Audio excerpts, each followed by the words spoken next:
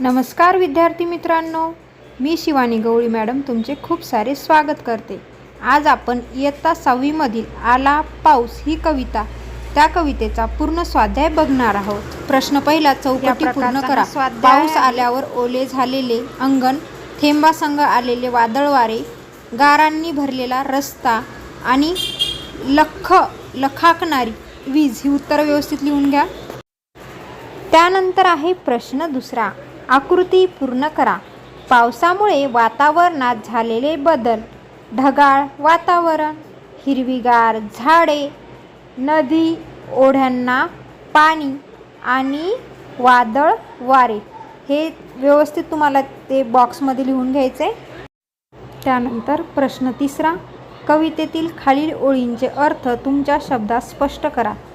आला पाऊस क भिन्न काळे हत्ती, निळ्या नभांगणी सैरावैरा धावट हे सुटती। उत्तर, कवीने पावसाळी ढगांची तुलना काळ्या हत्तींशी केली आहे। पाऊस आल्यावर आकाशात दाट काळे ढग जमा झाले आहेत आणि ते निळ्या आकाशात कोणत्याही दिशेला वेगाने इकडे तिकडे धावत सुटत आहे असे वाटते। हे अर्थ आहे वरील ओळीचा। त्यानंतर आपला दुसरा प्रश्न आहे, यामधीलच आ नंबरचा प्रश्न आहे। आला पाऊस पागोळ्या गळती थरथरणारे पंख मिटवून चिप्प पाखरी बसती। तर याचं उत्तर आहे, पाऊस पडू लागल्यावर घराच्या छपरावरून पाणी खाली पडत आहे। पावसामुळे गारवा वाढला आहे, त्यामुळे पक्षी पंख अंगाशी मिटून शांत व गप्प बसले आहेत। या ओळींचा अर्थ असा होतो।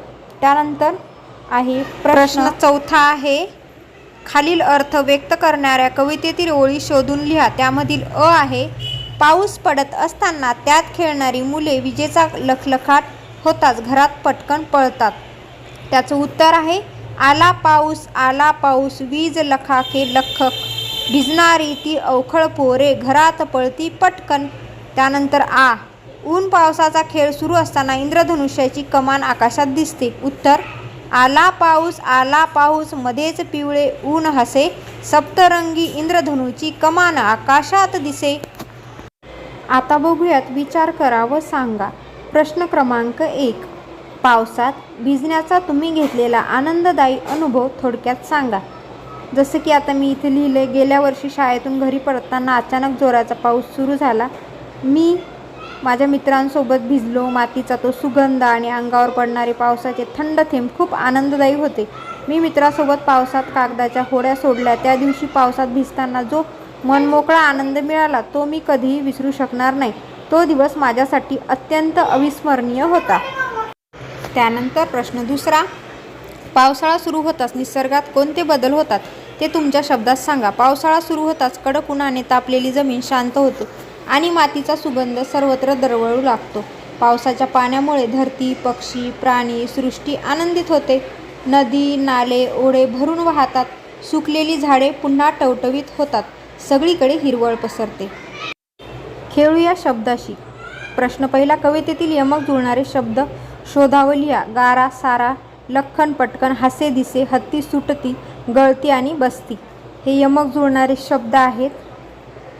त्यानंतरचा प्रश्न दुसरा, शब्द साखळी तयार करा। ससा, सागर, रवी, विना, पाणी, आकाश, शहर, रचना, नानक, कवच, इमारत, टरबूज, जहाज, जमीन। वरील प्रमाणे शब्दाच्या किमान 5 शब्द साखळ्या तयार करावं लिहा।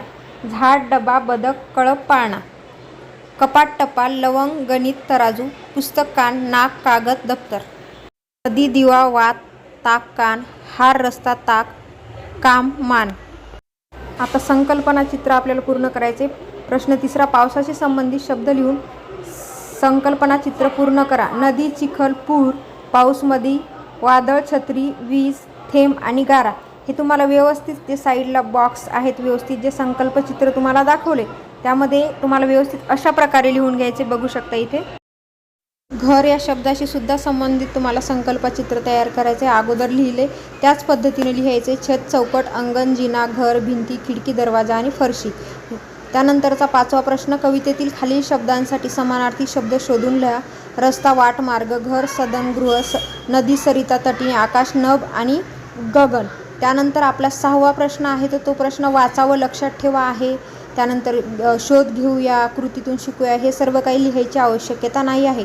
तर इथे अशा प्रकारे तुमचा आला पाऊस या कवितेचा स्वाध्याय पूर्ण झालेला आहे. असेच नवनवीन शैक्षणिक व्हिडिओ बघण्यासाठी चॅनलला नक्की सबस्क्राईब करा. धन्यवाद.